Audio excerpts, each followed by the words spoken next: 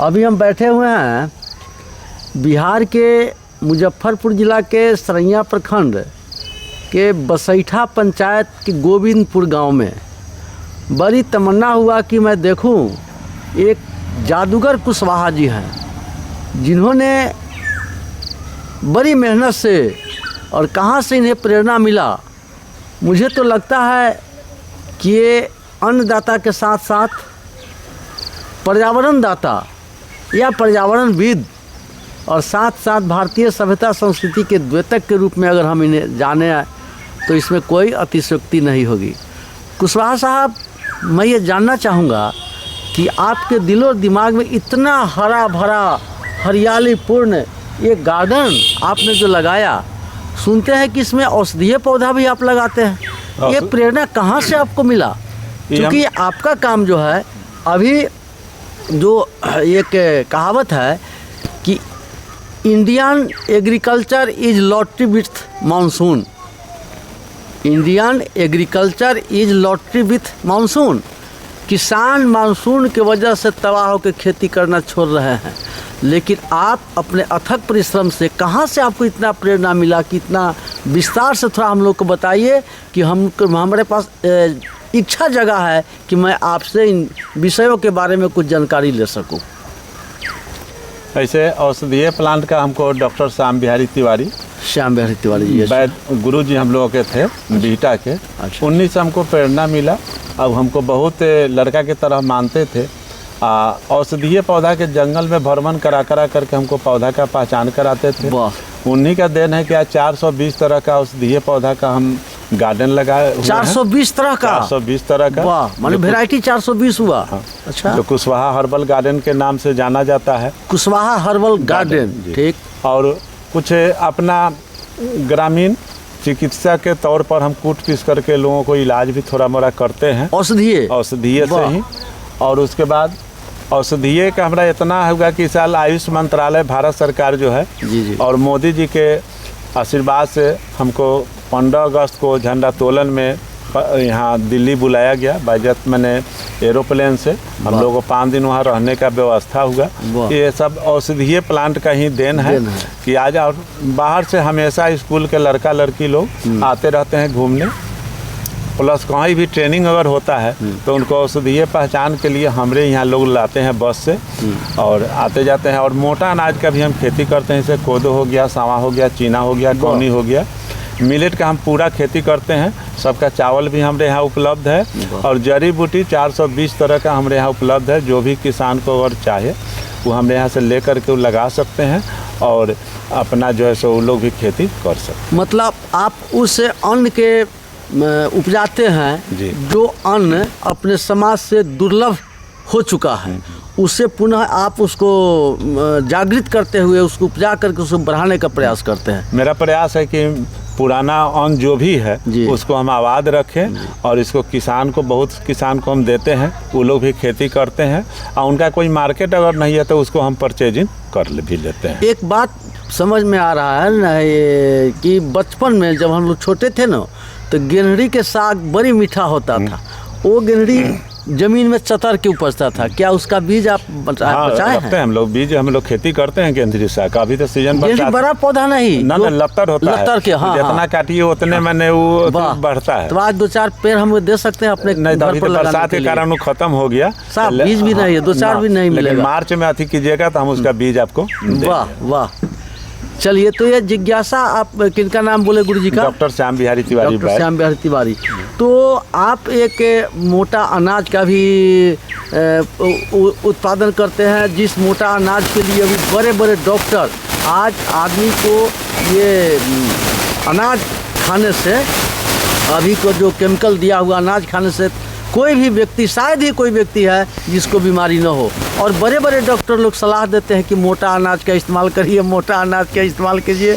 पहले जिस मोटा अनाज को लोग हे दृष्टि से देखते हैं, अभी मोटा अनाज दुर्लभ हो गया है। और वैसे चीज़ को आप आविष्कृत करके और बचाए रखे हुए हैं, तो आपको बहुत बहुत धन्यवाद। जितने लोग हैं जो बीमार से ग्रसित हैं, सभी लोग आपसे प्रेरणा लेकर पुनः मोटा अनाज का खेती करेंगे, चूँकि उनका सुखी जीवन और निरोग काया हो सके। जी हाँ। चलिए, तो क्या क्या है यहाँ और भी तरह तरह के? अच्छा, फल में क्या क्या है? फल में टोटल फल हमारे यहाँ मिलेगा, जैसे ड्रैगन फ्रूट हो गया, अंजीर हो गया, सेब हो गया, हर में जितना मैंने फल जो है बिहार में पाए जाते हैं, टोटल फल का हम एक एक पौधा हम लगाए हुए हैं जो फलन भी देता है। अभी ड्रैगन फ्रूट भी फला हुआ है। सेब का भी खेती करते हैं? हाँ, सेब का भी खेती करते तो हैं। सेब तो पर्वतीय और जो ठंडा इलाका में होता है, 45 डिग्री तापमान पर अपने यहाँ भी होता है। अच्छा अच्छा, तो उसका भी हम खेती करते हैं। हाँ। और औषधीय में तो ये है, औषधीय में क्या क्या है? जैसे औषधीय में गोखरू है, लेमन ग्रास है, सेटुनोला है, पामा रोजा है, उसके बाद तुलसी में 9 वैरायटी हमारे पास है, रणधीर है, इस तरह के मैंने 420 तरह के मेरे पास औषधीय पौधा है। अच्छा, देखिए, ये हमारा घुटना में थोड़ा बैठते हैं तो उठने में थोड़ा सा तकलीफ होता है, तो ये आपके पास कोई औषधीय दवा है जिससे इसका है कि निर्गुंडी एक होता है जिसको देहाती भाषा में सेंदुआर कहते हैं। अच्छा। उसके पत्ता का आप काढ़ा अगर 1 सप्ताह अगर ले रहे हैं, हाँ, तो पूरा मैंने अब दौड़ने लगी है। वाह वाह, बहुत बहुत धन्यवाद आपको कि आपके यहाँ आने से मुझे बहुत जानकारी मिला।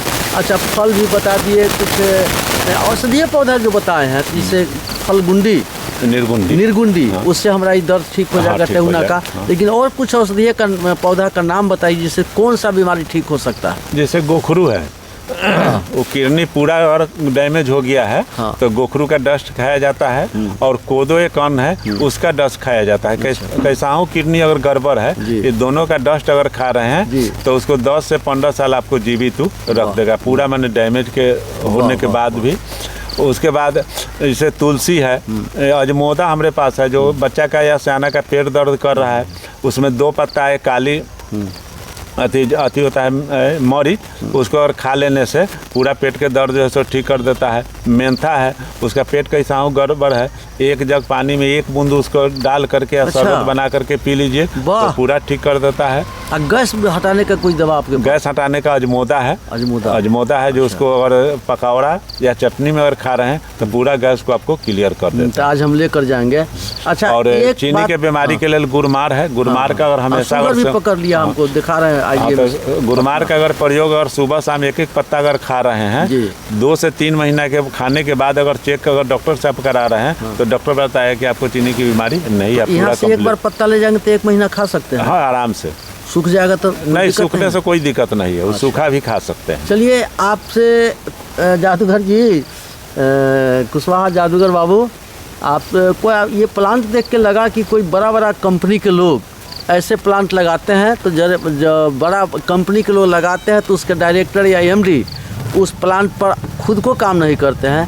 लेकिन मुझे अजूबा सा लगा, आश्चर्य सा लगा कि जिनको भारत सरकार के प्रधानमंत्री प्लेन में बिठाकर अपने पास बुलाते हो, पुरस्कृत करते हो, वैसे जादूगर साहब अपने हाथ में खुरपी लेकर के खुद को काम कर रहे हैं। ये कितना माने महत्वपूर्ण बात है, इसके बारे में कुछ बताइए। देखिए, मेन बात है कि लेबर से सब काम होगा नहीं, तो थोड़ा मोड़ा लेबर भी लगाते हैं, लेकिन ज़्यादा काम हम अपने करते हैं। अपने काम करने से हमारा 66 का एज चल रहा है, लेकिन अभी पूरा हम फिट हैं। अभी तो 40 जैसा लग रहे हैं। नहीं, हमारा 66 चल रहा है। अभी कोई रोग के हम शिकार नहीं है। कारण ये है कि औषधीय पौधा का काट छाँट सर सफाई किए, तो जितना औषधीय पौधा है उसका एसेंट हमारे शरीर में जाता है। इस कारण से हम निरोग हैं।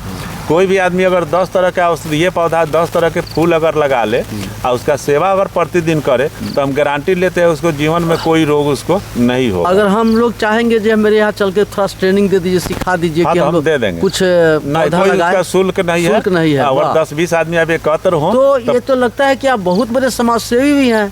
कृषि के क्षेत्र में, औषधीय पौधा के क्षेत्र में करते हुए अपने समाज सेवा का भी निर्णय लिया। मेरा कोई भी सीखना चाहे, ट्रेनिंग लेना चाहे, तो फ्री ऑफ कॉस्ट आप ट्रेनिंग भी दे सकते हैं। मेरा लक्ष्य है कि कम से कम 1000 औषधीय पौधा लोगों से हम लगवाए। जो इस साल तुरंत मैंने हम 15 तारीख को एक ट्रेनिंग का आयोजन अपने दरवाजे पर किए हुए थे, जिसमें 145 हम बेल का पौधा वितरण किए हैं फ्री जी। और बाहर से किसान लोग आए हुए थे। अगले वर्ष हमारा लक्ष्य है कि लगभग 150 आंवला का पेड़ लोगों को वितरण करें। इस तरह हमारा 1000 पौधा का लक्ष्य है कि हम लोगों को मैंने निःशुल्क दे करके लगावें। और औषधीय पौधा में जो लोग अगर चाहें मंदिर हो गया, वहाँ रुद्राक्ष का हो, चंदन का हो, हम लोग जा करके बहुत सारा मंदिर पर हम लोग पौधा को लगाए हैं।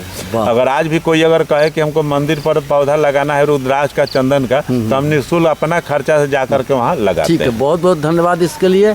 और मैं आपसे क्षमा मांगूंगा इसलिए कि आपने बहुत महत्वपूर्ण आपका समय होता है कि इस उम्र में भी और अपने हाथ में खुरपी लेकर के काम कर रहे हैं, आपका समय बर्बाद कर दिए, इसलिए क्षमा करेंगे। नहीं, लेकिन मुझे बात नहीं आत्म है। खुशी हुआ कि आपके नज़दीक आने से मैं बहुत तरह का जानकारी मिला।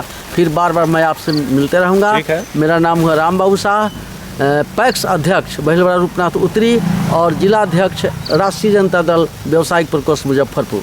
चलिए, आप लोग भी कष्ट किए, इसलिए आप लोगों को भी बहुत बहुत धन्यवाद मेरे ओर से। चलिए।